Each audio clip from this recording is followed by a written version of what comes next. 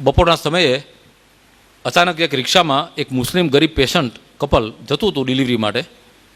રિક્ષાવાળાઓ મારા દવાખાના પાસેથી પસાર થયો. પેલી સ્ત્રીને અચાનક બ્લીડિંગ ચાલુ થઈ ગયું, મુસ્લિમ સ્ત્રીને દર્દની સાથે સાથે. અને પેલો રિક્ષાવાળો ગભરાયો કે આ સ્ત્રી કદાચ મરી જશે તો.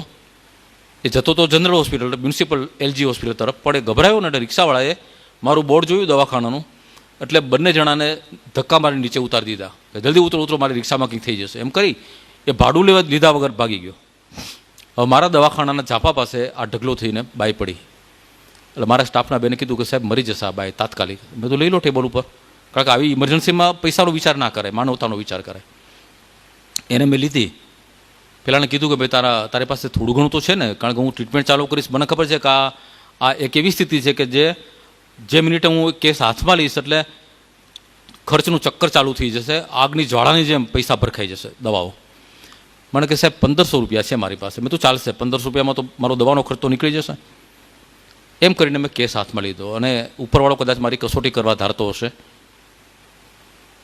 એ સ્ત્રીની સ્થિતિ એટલી નાજુક થઈ ગઈ કે મારે 3-4 બાટલા લોહી મંગાવવું પડ્યું, તાત્કાલિક એનેસ્થેટિસ્ટને બોલાવવા પડ્યા, ઓપરેશન કરવું પડ્યું, સિઝેરિયન, એનું બાળક અને બેનો જીવ બચાવવો પડ્યો.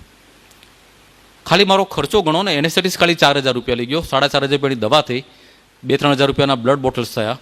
મારો રહેવાનો ખર્ચો જુદો, ઓપરેશન થિયેટરમાં જે મશીનો વપરાય, એના જે મોંઘા વાયક્રિલના દોરા વપરાય, એ બધાનો ખર્ચો ગણીને હું હિસાબ માંડવા બેઠો તો 20000 રૂપિયા થયા. 7 દિવસ ત્યારે હું રાખતો હતો પેશન્ટને. હવે તો 3 દિવસમાં રજા આપીએ છીએ. જ્યારે રજા આપવાનો સમય થયો ત્યારે પેલો એનો પતિ આવ્યો મારી પાસે. મેં તો ભાઈ તારે જે આપવું એ આપ, મારો ખર્ચો ગણું તો 20000 છે. મને કે સાહેબ બપોરને તો પહેલે બોલ દિયા હતા, અમારે પાસ ખાલી 1500 રૂપિયા હે. એમ કરીને એણે 1500 રૂપિયા ટેબલ પર મૂક્યા ને એ જતો રહ્યો. એની પાછળ પેલા બચ્ચાને લઈ એની બેબી પણ બહાર આવીને મેં જોયું કે બિચારી, મેં ટાંકા કાઢ્યા હતા પણ આમ દુખતા હોય તાજા ડ્રેસિંગ, એટલે બેવડી વળીને બાળકને હાથમાં લઈને નીકળતી હતી. મને દયા આવી ગઈ. એના વરને મેં પાછો બોલાવ્યો. મેં તો કેવી રીતે જશો? તો કે સાહેબ પેદલ જાયેંગે.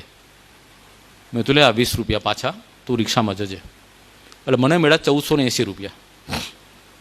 હું પણ માણસ છું, ભલે દયાનો ભાવ રાખીએ છીએ, પણ મનમાં તો ચક્રો ચાલતા હોય. એટલે ગયા પછી હું છત તરફ જોઈને ભગવાનને ઠપકો આપવા માંડ્યો કે ભગવાન આવું શું કામ કર્યું? આ રિક્ષાને મારા દવાખાના પાસેથી જ પસાર થવાનું સીજું? અમદાવાદમાં આટલા બધા ગાયનેકોલોજીસ્ટ છે, ક્યાંક બીજા દવાખાના પાસેથી પસાર કરવી હતી ને. કારણ વગર મને શું કામ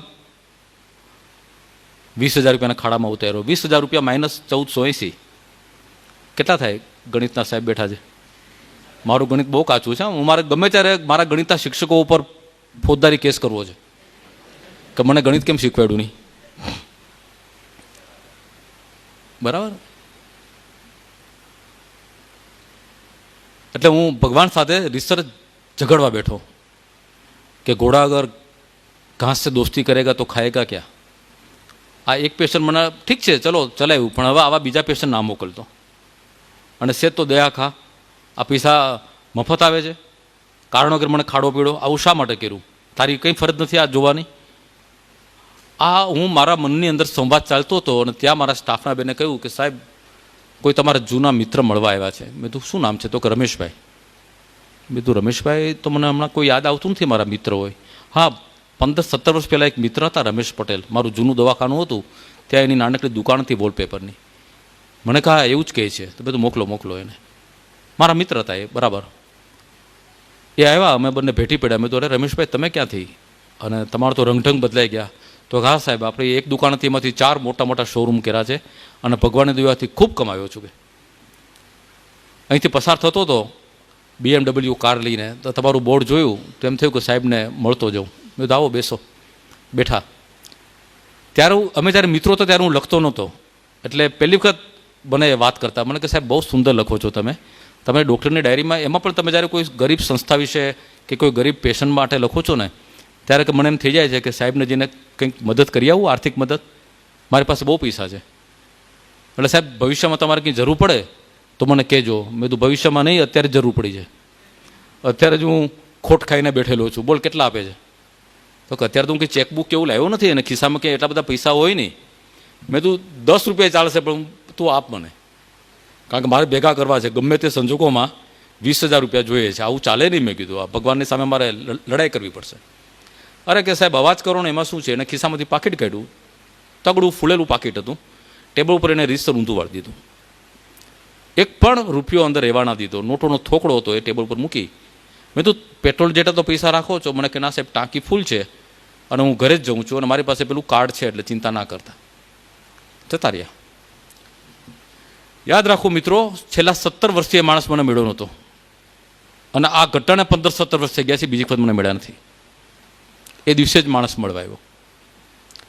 એ ગયા પછી મેં રૂપિયા ગણ્યા, 20,000 રૂપિયામાંથી 1480 રૂપિયા બાદ કરો એટલી રકમ હતી.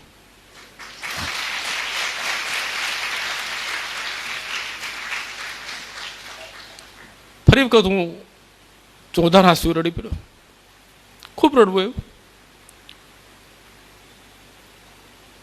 કોને કહું? ફરી ઉપર છત તરફ જોઈને કહ્યું કે વાહ ભગવાન, તું ચાર્ટર્ડ એકાઉન્ટન્ટ પણ થયેલો છે, મને ખબર નહોતી. પાયે પાયનો હિસાબ રેખો છે. 20 રૂપિયા કાપી લીધા એણે. હા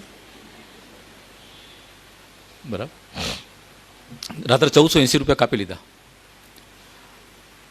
એ દિવસે મને ખબર પડી કે ઈશ્વર છે 100% છે ને હાજરા હજુર છે, તમારી પાસે જ ઊભો છે, બધું જુએ છે, આપણે એને જોઈ શકતા નથી. તમે સારું કામ કરો છો એ પણ જુએ છે, તમે દુષ્કૃત્ય કરો છો એ પણ જુએ છે, તમને બદલો પણ આપે છે ભલાઈનો અને તમારી બુરાઈની સજા પણ અહીં આપે છે. એ પૂર્વજન્મને પુનર્જન્મની વાત ના કરતા, બધું આ જગતમાં આપણે અહીંથી જશું એ પહેલાં મળી જાય છે જે સજા. આજે જો તમારા જીવનમાં કે મારા જીવનમાં કોઈ દુઃખ આવ્યું છે તો માની લેજો કે આપણે જે ખોટું કર્યું છે એની સજા ભગવાને આપી છે. અને જો કોઈ શુભ કર્મ થાય છે તો સમજી લેજો કે ભગવાને આપણા કોઈ પવિત્ર કામનું તમને બદલો આપ્યો છે. એ દિવસથી હું ઈશ્વરમાં માનતો થઈ ગયો અને સાક્ષાત એ પછી તો અનેક પરચાઓ થયા છે, અનેક પરચાઓ. એ દિવસે જો મને રમેશભાઈ 15,000 આપ્યા હોત કે 30,000 રૂપિયા આપ્યા હોત તો મને ઈશ્વરમાં આટલી શ્રદ્ધા ના બેઠી હોત. પણ મને એ દિવસે ખબર પડી કે નરસૈયાની હુંડી શામળીઓ સ્વીકારે છે, આજે પણ સ્વીકારે છે. જરૂર માત્ર એટલી છે કે તમે આ હુંડી લખતી વખતે એ જ આરજુ, એ જ આજીજી, એ જ ભક્તિભાવ ધરાવો જે નરસિંહ મહેતાએ ધરાવ્યો હતો. એટલી તીવ્રતાથી પોકાર કરો તો કૃષ્ણ ભગવાન સાંભળશે, દરેક ભગવાન સાંભળશે. અને મારી જિંદગીમાં જે એક તત્વ ખૂટતું હતું, આસ્તિકતાનું, શ્રદ્ધાનું, ધર્મનું, એ આ ઘટનાથી, અને આવી તો પછી અનેક ઘટનાઓ બની છે મારા જીવનમાં, એ તત્વ એણે મને પૂરું કરી આપ્યું. આજે હું એટલો સભર છું, અંદરથી એટલો સમૃદ્ધ છું, બહારની સમૃદ્ધિ મને સ્પર્શતી નથી. મારો બંગલો હોય કે ગાડીઓ પડી હોય કે ક્યાંક સ્ટેજ ઉપર જોયો ના કોટ પહેરવો પડે તો પહેરીએ છીએ, પણ હું ઘણી વખત કહું છું કે આ સૂટ અને બૂટ એ મારા શરીર ઉપર ચડે છે, મારા મન ઉપર ચડતા નથી ક્યારેય. કારણ કે મને ખબર છે કે મારી શરૂઆત ક્યાંથી થઈ હતી અને એ દિવસો હું ક્યારેય ભૂલતો નથી અને ભૂલવા માગતો પણ નથી.